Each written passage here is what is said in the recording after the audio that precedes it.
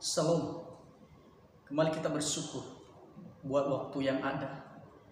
Saya yakin bahwa melalui kebenaran firman Tuhan akan mengubah setiap kehidupan kita. Karena melalui firman Allah yang bisa mengubah setiap kehidupan kita. Firman Allah yang akan saya sampaikan pada saat ini tentang doa akan membawa satu terobosan di dalam hidup kita. Jadi melalui doa Tuhan akan memulihkan hidup kita. Perubahan-perubahan boleh terjadi ketika kita hidup di dalam doa. Ayat pokok kita pada saat ini terdapat di dalam Yeremia pasal 29 ayat 12 sampai 14. Firman Tuhan berkata, "Dan apabila kamu berseru dan datang untuk berdoa kepadaku, maka aku akan mendengar kamu. Apabila kamu mencari aku, kamu akan menemukan aku. Apabila kamu menanyakan aku dengan segenap hati." Ayat 14, "Aku akan memberi kamu menemukan aku. Demikian firman Tuhan, dan aku akan memulihkan keadaanmu dan akan mengumpulkan kamu dari antara segala bangsa dan dari segala tempat kemana kamu telah kuceraikan. Demikianlah firman Tuhan, dan aku akan mengembalikan kamu ke tempat yang dari mana aku telah membuang kamu." Firman Allah ini berkata bahwa ayat 12 bahwa dan apabila kamu berseru dan berdoa. Kalau kita melihat bahwa latar belakangnya bahwa bangsa Israel ada di dalam suatu perbudakan. Dan Tuhan izinkan hal ini terjadi di dalam kehidupan mereka agar mereka berbalik kepada Tuhan. Dan Alkitab berkata, apabila kamu berseru, apabila kamu berdoa, Tuhan dengar setiap doa kita. Tuhan dengar setiap apa yang menjadi pergumulan kita. Sehingga mereka boleh mengalami satu pemulihan di dalam ayat yang ke-14. Tema kita pada saat ini tentang doa akan membawa satu terobosan dalam hidup kita. Kita yakin bahwa melalui doa-doa yang akan kita naikkan, kalau bangsa Israel nanti mengalami satu pemulihan, Allah sendiri berjanji bahwa aku akan mengembalikan kamu dari semua. Aku akan membebaskan kamu dari perbudakan. Dan kita percaya di saat kita ada dalam pergumulan, di saat kita ada di dalam masalah, melalui doa-doa yang kita naikkan ada pemulihan terjadi. Apa itu doa? Doa adalah perjumpaan atau pertemuan kita dengan Allah. Jadi satu perjumpaan, kalau kita mau berjumpa, kalau kita mau bertemu dengan Allah melalui doa-doa yang kita naikkan setiap hari. Nah, doa juga adalah suatu hubungan kita. Bagaimana relasi kita dengan Allah ketika kita berdoa. Maka Tuhan dengar setiap doa-doa yang kita naikkan. Tuhan akan mendengar dan Tuhan akan bertindak. Sehingga ketika kita datang merendahkan diri dan berdoa sungguh-sungguh kepada Allah, maka yakinlah bahwa apapun yang sedang terjadi, yang kamu alami saat ini, ada perubahan, ada jalan keluar, ada solusi, ada jawaban di dalam Tuhan. Haleluya. Nah, apa itu doa terobosan? Doa terobosan adalah doa yang mendatangkan mujizat Allah, yang mendatangkan perubahan terjadi dalam hidup kita. Makanya kalau kita berdoa dengan sungguh-sungguh, sehingga ada satu terobosan boleh terjadi. Pertanyaannya, kenapa bisa mendatangkan mujizat Allah? Karena doa yang dipanjatkan, karena doa yang dinaikkan benar-benar dari hati yang paling dalam. Benar-benar dari satu kerinduan yang sungguh-sungguh. Dan ketika orang itu sungguh-sungguh untuk berdoa kepada Allah, maka mujizat Allah terjadi di dalam kehidupan kita. Kita tahu dan kita harus perhatikan, saudara, dengan baik-baik bahwa di akhir zaman ini ada doa-doa yang tidak mendatangkan mujizat Tuhan. Yang pertama, doa-doa yang doa-doa yang hanya bersifat seremonial. Ini harus kita perhatikan. Yang kedua, doa-doa yang hanya secara formalitas. Doa-doa yang ketiga, doa-doa yang hanya sebagai pelengkap. Dan doa-doa yang hanya sebagai keharusan atau kewajiban. Selanjutnya, doa-doa yang hanya rutinitas belaka. doa-doa yang hanya asal-asal dipanjatkan, dan doa-doa yang hanya hafal. Ini tidak bisa mendatangkan terobosan. Ini tidak mendatangkan mujizat Allah, tetapi justru mendatangkan bahaya di dalam kehidupan kita. Hal ini sangat membahayakan hidup kita. Bila kita masih termasuk seperti tadi di atas, maka sekarang mulai kita perbaiki doa-doa kita kepada Allah. Doa yang sungguh-sungguh, doa yang segenap hati akan membuat terobosan-terobosan di dalam pelayanan kita, akan membuat sesuatu di dalam pergumulan kita. Allah berikan jalan keluar di dalam hidup kita. Kalau kita melihat ada satu contoh di dalam Alkitab tentang Daud, doa terobosan yang dialami Daud pada saat itu, kita akan melihat di dalam satu Tawarikh pasal 14 ayat yang dari 10 sampai ayat ke-17. Kita di sana melihat bahwa bagaimana Daud menghadapi orang Filistin pada saat itu. Daud memukul kalah orang Filistin. Dan sebelum dia berperang, dia bertanya pertama adalah doa terobosan yang dialami Daud yang pertama. Daud bertanya kepada Allah dengan cara apa? Dengan berdoa. Dia bertanya di dalam ayat yang ke-10. Dia berkata, bertanyalah Daud kepada Allah, apakah aku harus maju melawan orang Filistin itu dan akan kuserahkan mereka ke dalam tanganku? Tuhan menjawab, majulah, aku akan menyerahkan mereka ke dalam tanganmu. Artinya bahwa sebelum Daud menghadapi orang Filistin, dia bertanya melalui apa? Melalui doa. Sehingga Tuhan jawab, bahwa dia berkata, Tuhan menjawab, majulah, aku akan menyerahkan mereka ke dalam tangan. Yang kedua, doa terobosan yang dialami Daud, yaitu Daud mendengar dari Allah. Jadi Daud juga mendengar suara Allah melalui apa? Ketika dia berdoa dengan fokus, maka ada satu suara Allah di dalam hidupnya, sehingga ketika dia menghadapi orang Filistin, mereka mengalami satu kemenangan.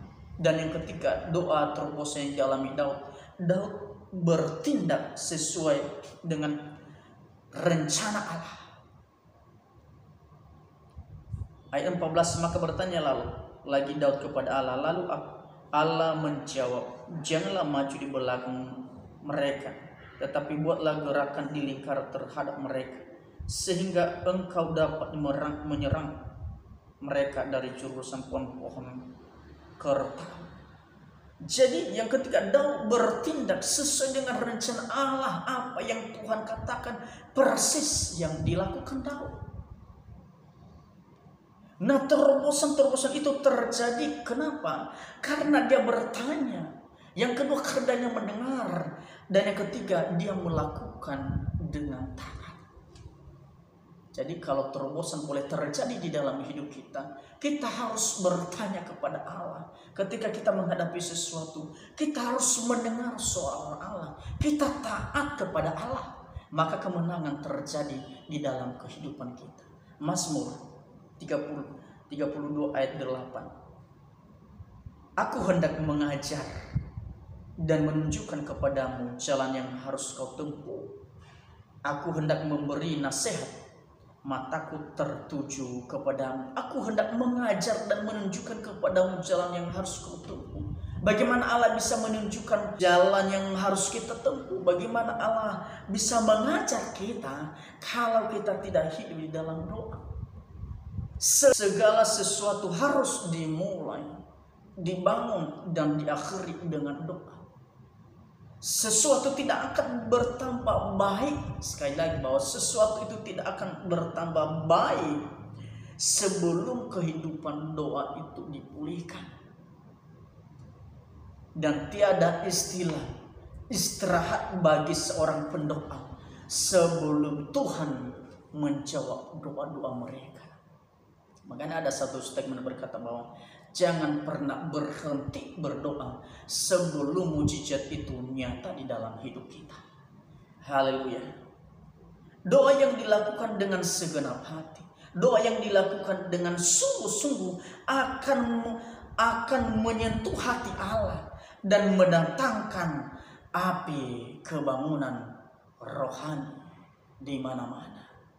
Jadi ketika kita sungguh-sungguh berdoa akan menyentuh hati Allah, dan Allah akan melakukan hal-hal yang dahsyat terjadi dalam setiap kehidupan kita.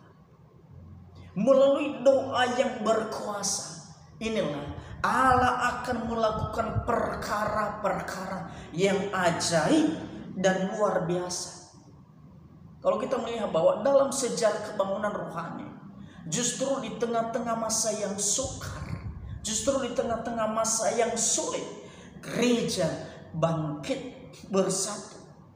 Sedang apa? Sedang mencari wajah Allah dan menggerakkan hati Allah melalui doa-doa mereka yang mereka panjatkan dengan sungguh-sungguh, dengan segenap hati mereka. Alkitab di dalam Yakobus 5 ayat ke-16b, doa orang yang benar bila dengan yakin didoakan sangat besar kuasa. Di dalam Yakobus 5 ayat 16 ini mengajarkan kita bahwa bila kita berdoa dengan yakin, bila kita berdoa dengan kita imani tanpa ada keraguan-raguan, maka Allah akan menyatakan kuasanya. Kita melihat ini cerita tentang Elia. Ketika Elia berdoa supaya hujan tidak turun, maka Tuhan kabulkan. Dan sebaliknya, ketika kembali Elia berdoa supaya hujan turun, Allah mendengar dan Allah melakukan hal yang luar biasa. Kenapa? Karena dia yakin ada kesungguh-sungguhan di dalam doa. Nah, di dalam Yakobus 5 ayat 16b ini, ayat ini berbicara tentang doa yang efektif atau doa yang penuh kuasa. Haleluya. Kebenaran dalam ayat ini menyatakan ada prinsip penting tentang doa. Yang pertama, doa menarik kuasa Allah sehingga mengubah segala sesuatu. Yang kedua, doa membuat otoritas Allah turun dan menyatakan kemenangan, membuat mujizat terjadi di dalam setiap kehidupan kita. Haleluya. Alkitab menyaksikan ada begitu banyak tokoh-tokoh yang berdoa sampai mereka mengalami satu mujizat Tuhan di dalam kehidupan mereka. Yang pertama, Petrus berdoa, maka bangkitlah Tabita yang dinamakan Dorcas yang sudah mati hidup kembali. Di dalam Kisah Rasul pasal 9 ayat 36 sampai 43, di mana di sana ada seorang perempuan yang bernama Tabita. Dia orang yang suka menolong orang, dia suka memberi sedekah, tetapi dia tiba-tiba sakit lalu dia mati. Tetapi kita melihat ketika Petrus pada saat itu ada di Lida, dan orang-orang itu memanggil Petrus ini. Dan kalau kita melihat ketika Petrus datang, dia datang berdoa dengan sujud kepada Allah. Maka Tabita ini yang dinamakan Dorcas hidup kembali. Jadi melalui apa? Melalui doa yang sungguh, yang segenap hati, sehingga yang tidak mungkin bagi manusia itu akan mungkin bagi Allah. Jadi doa-doa yang engkau naikkan kepada Allah ketika ada kesungguh-sungguhan, ketika ada satu keyakinan yang sungguh kepada Allah. Kalau Petrus ini bisa membangkitkan orang yang mati, yakinlah kita ketika ada pergumulan kita, ketika ada masalah kita, Tuhan akan juga pasti menolong setiap kehidupan kita. Yang kedua, masih di dalam Kisah Rasul pasal 16 ayatnya ke-25 sampai ke-40 itu berbicara tentang Paulus dan Silas. Paulus dan Silas ketika mereka berada dalam penjara. Dan maka terjadilah ketika mereka berdoa. Ketika Paulus dan Silas berdoa di dalam penjara, maka apa yang terjadi ketika mereka sungguh-sungguh mereka segenap hati berdoa kepada Tuhan, yang terjadi maka terjadilah gempa bumi yang sangat dahsyat. Sehingga apa? Sehingga membuka pintu-pintu penjara dan melepaskan belenggu yang mengikat kaki dan tangan mereka. Kita melihat kenapa sih Silas dan Paulus ini dipenjara? Apakah mereka melakukan hal yang jahat di dalam kehidupan masyarakat? Tidak.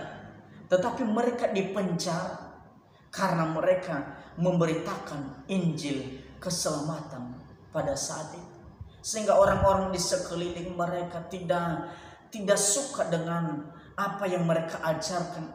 Sehingga masyarakat setempat, orang-orang itu membicarakan Paulus dan Silas. Dan kita melihat ketika mereka ada di dalam penjara, ketika mereka sungguh-sungguh berdoa kepada Allah, maka penjara itu akan terbongkar dan terjadi gempa bumi sehingga mereka mengalami kebebasan. Dan bukan hanya sampai di situ, kepala penjara menjadi percaya pada saat itu. Bukan saja hanya kepala penjara yang percaya, tetapi seisi keluarganya diberi diri untuk dibaptis.